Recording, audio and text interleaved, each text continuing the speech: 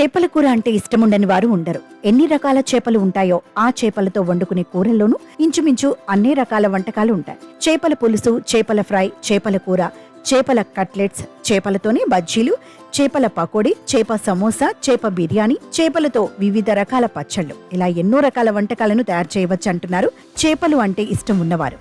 అసలు వీటిలో ఇలా రకరకాలు చూస్తూ ఉంటేనే నోరు ఊరిపోతుంది. ఏకంగా ఇన్ని రకాల కూరలు, వేపుళ్లు ఉంటాయని ఆశ్చర్యం వేస్తోంది. అంతా బాగానే ఉన్న ఒక్కచోటే చాలా బాధాకరం. అదేమిటో ఇప్పుడు చూడండి. చేపలు ఆరోగ్యానికి మంచివని పోషకాహార నిపుణులు చెప్పే మాట.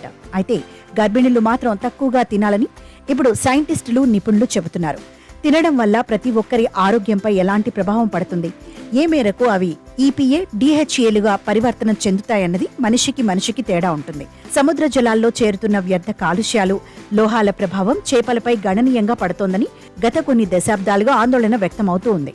కూరగాయల్లోనూ కొంత శాతం ఉన్న 78% పాదరసం చేపల ద్వారానే మనుషుల శరీరంలోకి వస్తుందని పరిశోధనలు తేల్చాయి. అందుకే ట్యూనా, హాలీబట్ లాంటి చేపలను తినటం తగ్గించాలని గర్భిణులకు America food and drug administration సూచించింది. క్యాన్సర్ కారక లోహాలలో ఒకటిగా పాదరసానికి పేరుంది. పరిశ్రమల వ్యర్థాల నుంచి వచ్చే పాలిక్లోరినేటెడ్ బైఫినైన్లను 1980ల నుంచి నిషేధించినా అవి అటు భూమిలోనూ ఇటు నీటిలోనూ గణనీయంగా చేరుతూనే ఉన్నాయని తేలింది.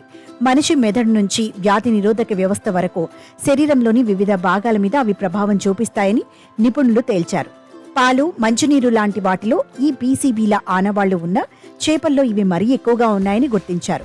భూమి మీద వేడి పెరుగుతున్న కొద్దీ నీటిలో పాదరసం కలిసే అవకాశాలు పెరుగుతాయని, ఆర్కిటిక్ కరుగుతున్న కొద్దీ సముద్రాలలో మెర్క్యూరీ అవశేషాలు ఎక్కువవుతాయని శాస్త్రవేత్తలు ఆందోళన వ్యక్తం చేస్తున్నారు. చేపలు ఆరోగ్యానికి మంచివని పోషకాహార నిపుణులు చెప్పే మాట.